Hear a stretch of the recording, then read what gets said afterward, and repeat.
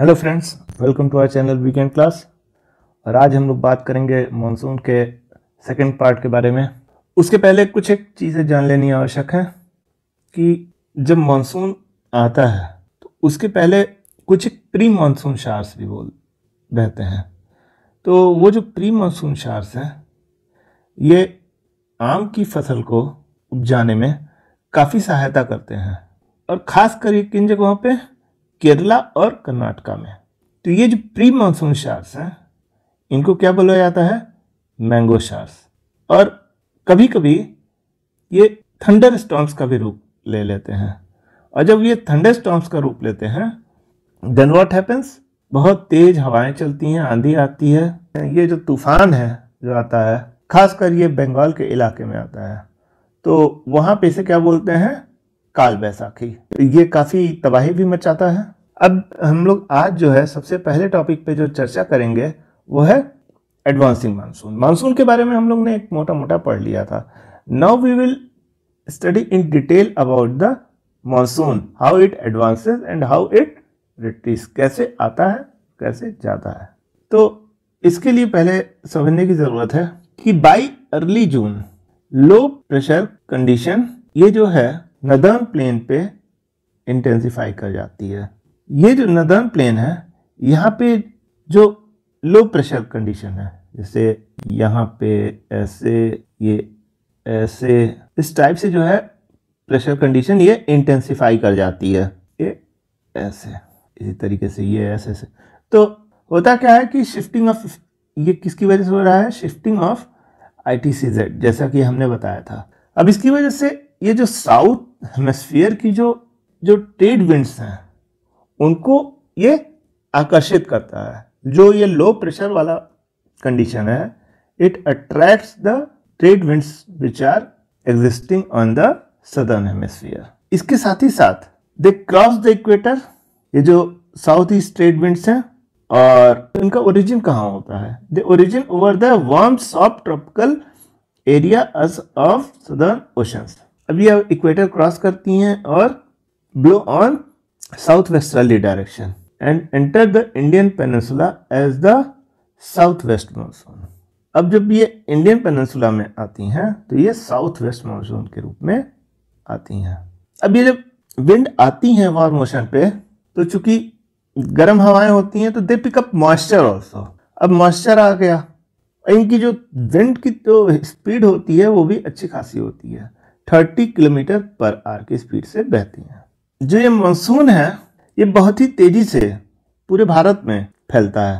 तो जो ये जो inflow of south east monsoon है, सबसे पहले साउथ ईस्ट मानसून की जो बात करते हैं, ये भारत में एकदम वेदर में टोटल चेंज ले आ देता है। अब इससे ये देखिए, जो the windward side of western Ghats sees heavy rainfall, 250 centimetre से ज्यादा की जो रेनफॉल है, ये जो विंडवर्ड साइड मतलब ये पहाड़ है वेस्टर्न घाट्स के, इसकी इस ओर का जो इलाका है, ये 250 सेंटीमीटर से ज्यादा की जो बारिश है ये पाया जाता है। इसके अलावा कई पासेज हैं जिनकी ओर से कई जो रेनफॉल है, वो जो इलाका है कहाँ से पहुंच जाता है? डेक्कन प्लेटू भी पहुंच जाता है, मध्य प्रदेश यहाँ से देखिए। तो ये सब इलाके भी, पुण्य उड़ने वाले इलाके भी पाए जाते हैं। इसी की वजह से यहाँ पे भी रेनफॉल पड़ जाती है। इसके बावजूद कि ये रेन शेडो इलाकों में पड़ते हैं, क्योंकि यहाँ पहाड़ है, पहाड़ के इधर जो है रेन शेडो, इधर जो है रेन फेड। तो उसके बावजूद जो है, चूंकि इतना मॉइस्चर ज्यादा होता है कि यहाँ पे भी कुछ बारिश हो जाती है। अब इसके बाद की जब हम लोग बात करेंगे तो सबसे ज्यादा बारिश कहाँ होती है? तो जो maximum part of rainfall in the country is received in north eastern part of the country. Bharat के उत्तर पूर्वी हिस्से में सबसे ज्यादा बारिश होती है। मेघालय के मासिनराम जो है, मासिनराम गांव है, छोटा सा कस्बा है, ये खासी हिल्स के साउथ में है। ये सबसे ज्यादा average rainfall in the world में यहीं पे होता है।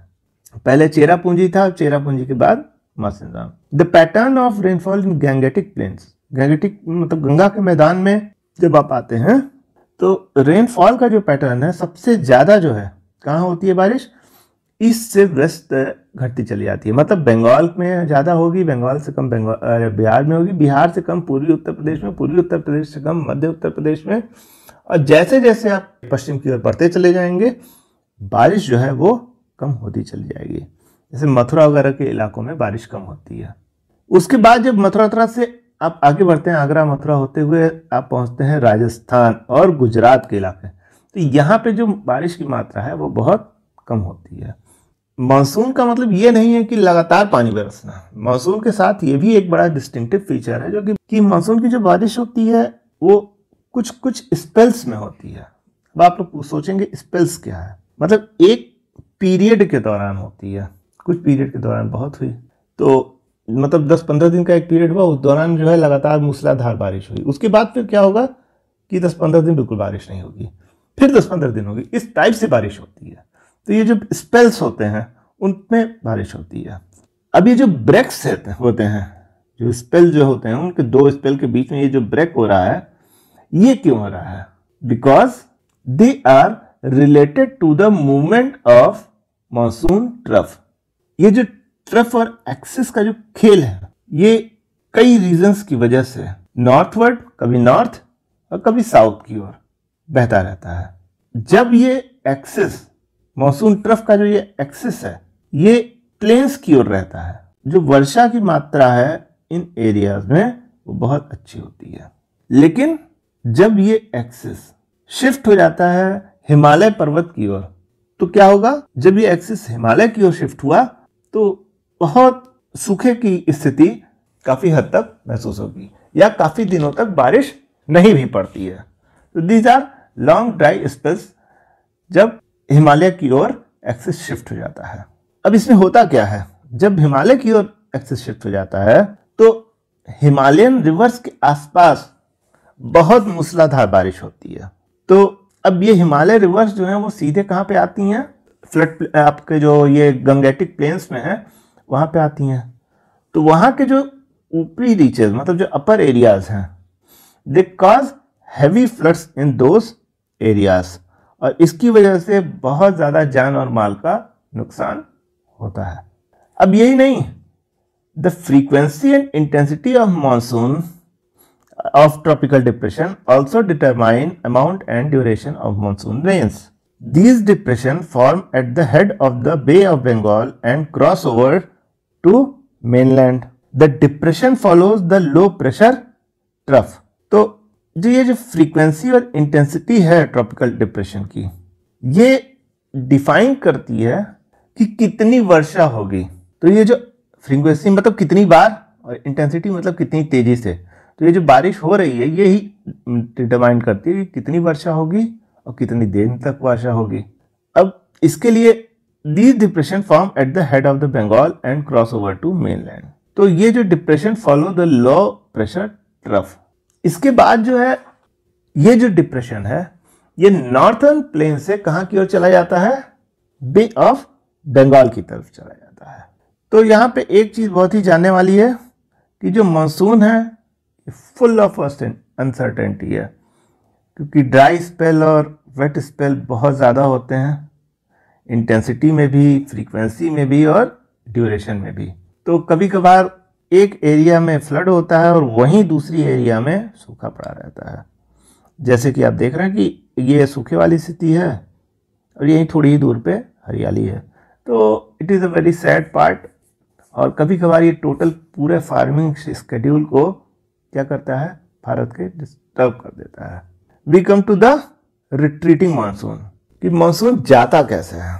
अब जैसे सन जो है अक्टूबर में साउथ की ओर मूव करने लगता है, तो जो लो प्रेशर का जो ट्रफ बना हुआ था कहाँ? नदर्न प्लेन्स पे, वो वीक होने लगता है और धीरे धीरे ये भी रिट्रीट करने लगता है। और अब जो है ये जो लो प्रेशर का इलाका है ये किससे रिप्लेस हो जाता है? हाई प्रेशर इलाके से रिप्लेस हो जाता है। अक्टूबर तक के एंड तक ये टोटली जो है मानसून ट्रफ वहां से हट जाता है और नदर्न प्लेन से ट्रांसफर कहाँ हो जाता है? बंगाल की ओर। अब ये जो अक्टूबर नवंबर का महीना है ये ट्रांजिशनल पीरियड है। यहाँ पे रेनी सीजन पहले रहता है, उससे ड्राई विंटर सीजन में कन्वर्ट हो जाता है। इसमें एक खास बात यह है कि जो ये रिट्रीटिंग मानसून है, इसमें जो स्काईज हैं वो एकदम क्लियर होती हैं, तब और डेज जो हैं वो हॉट होते हैं, और नाइट्स जो हैं they are cool and pleasant. मतलब आप नवंबर में देखिए कि आपको लगेगा कि दोपहर में आप देखिएगा तो आपको लगेगा ही नहीं कि ठंड है, लेकिन शाम को ठंड बहुत ज़्यादा होती है। तो nights are cool and pleasant, land is moist. लेकिन जो भूमि पर आर्द्रता की जो मात्रा है या जो मॉइस्चर की मात्रा है तो अभी भी काफ़ी ज़्यादा है। अब इस कंडीशन की वजह से जो हाई टेम्परेचर और हाई ह्यूमिडिटी है, अभी भी वेदर जो है बहुत ही ऑप्रेसिव हो जाता है। मतलब बहुत ज़्यादा गर्मी आर्द्रता जब होती है तो वेदर जो है अच्छा नहीं रहता, अनुकूल नहीं रहता है। तो इसकी वजह से इस फिनोमेना को क्या नाम दिया गया है, इस समय के जो अक्टूबर के इस समय को हम लोग क्या बोलते हैं, October heat. The low pressure area over northern India gets transferred to Bay of Bengal by early November. जैसा मैंने आपको बताया था कि यहां से अब ये जो अक्टूबर में यहां से जो इलाका है, ये जो प्रेशर का वो जो है ये यहां से बढ़ के इधर आने लगता है, ये इधर की ओर चला गया और ये ऐसे ऐसे आने लगा। हो क्या रहा है कि यहां से जो है आप देख रहे हैं कि सारी चीजें इधर की ओर जा रही हैं, बे ऑफ बंगाल की ओर। अब ये जो लो प्रेशर एरिया था जो नदर्न प्लेन्स पे पहले था, ये कब बे ऑफ बंगाल पे ट्रांसफर हो जाता है, नवंबर के पहले दूसरे हफ्ते तक वहां चला जाता है। इसके साथ साथ कई साइक्लोनिक डिस्टर्बेंसेस जो हैं, जो कि अंडमान सी, जो कि अंडमान निकोबार आइलैंड के ठीक नीचे है, वहां से एसोसिएट होते हैं। अब ये दोनों एक दूसरे से मिल जाते हैं और ये कहाँ, generally cross eastern coast of India. मतलब ये कहाँ पे, जो कृष्णा गोदावरी वाला जो डेल्टा है, महानदी कृष्णा कावेरी वाला डेल्टा, वहां पे ये जो साइक्लोन्स हैं ये हिट करते हैं और they cause great damage to life and property. इसके अलावा सबसे ज्यादा दिक्कत तब होती है जब ये सारे साइक्लोन्स जो हैं वो कहाँ अराइव करते हैं, उड़ीसा, बंगाल और बांग्लादेश। यहाँ पे तो ये गजब की तबाही मचाते हैं। और Coromandel coast, the bulk of the Coromandel coast, मतलब ईस्टर्न घाट के जो बगल का जो इलाका है कोरोमंडल कोस्ट, ये जो इलाका है कोरोमंडल कोस्ट वाला, ये जो इलाका है, कि जो मैक्सिमम बारिश है वो कहां से आती है, इसी डिप्रेशन और साइक्लोन से होती है। तो जैसा कि आप लोग जानते हैं कि हिमालय जो है ये हम लोग की ये जो इंडियन सब कॉन्टिनेंट है, इसको extremely cold waves of central Asia से बचाता है। मतलब जो एक्सट्रीमली कोल्ड विंड, जैसे जो चाइना जिस तरीके से प्रभावित है, मंगोलिया जिस तरीके से प्रभावित है, इंडिया भी प्रभावित होता है, लेकिन हिमालय जो है एक बहुत बड़ा बैरियर है। ये भारत को इनेबल करता है कि एक अच्छा खासा सेम टेम्परेचर जो है, जो कि कंपेरेबल है अन्य लैटिट्यूड्स में, उससे बराबरी के लिए, ताकि जो भारत का जो तापमान है वो करीब करीब हर जगह एक जैसा रहे। लेकिन इसके बावजूद जो है कई वेरिएशन होते हैं तापमान में। उसमें के बाद दूसरा जो सबसे बड़ी चीज है वो है यूनिफाइंग इन्फ्लुएंस ऑफ मॉनसून। मतलब मॉनसून जो है वो एक एकीकरण का भी काम करता है। ये काफी बहुत, इसका जो बारीकी से ऑब्जर्व करें तो बहुत ही आसानी से आप समझ सकते हैं।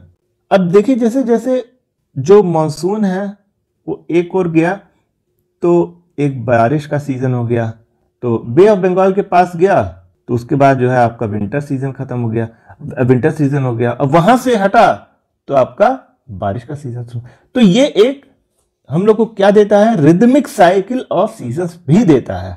तो ये एक बड़ा यूनिफाइंग बॉन्ड के रूप में हम लोग के पास रहता है। द इंटायर इंडियन लैंडस्केप, और पूरा भारत जो है वो कृषि प्रधान देश है, it's entire agricultural calendar, life of the people including there festivities revived around this phenomena. यही खेती के सीजन से भारत की, जिसको बोलते हैं आप, मिट्टी जो है मानसून की ऋणी है। चाहे नॉर्थ से साउथ हो, चाहे पूरब से पश्चिम हो, सभी लोग मानसून के अराइवल का प्रतीक्षा करते हैं। ये मानसूनी जो हवाएं जो हैं पूरे कंट्री को एक सूत्र में बांध के रखती हैं। कैसे? By providing water to set the agricultural activities in motion. इन्हीं के आने से जो एग्रीकल्चरल कृषि प्रधान जितनी भी गतिविधियां हैं वो चलायमान होती हैं। So friends, with this we come to the end of the chapter climate, और उसमें ये जो टॉपिक था Indian monsoon, we come to the end of this topic Indian monsoon of the chapter 4 of geography class 9th climate. Do stay tuned for some other fabulous episodes which will pertain to the social science and other topics. Thank you for watching our channel.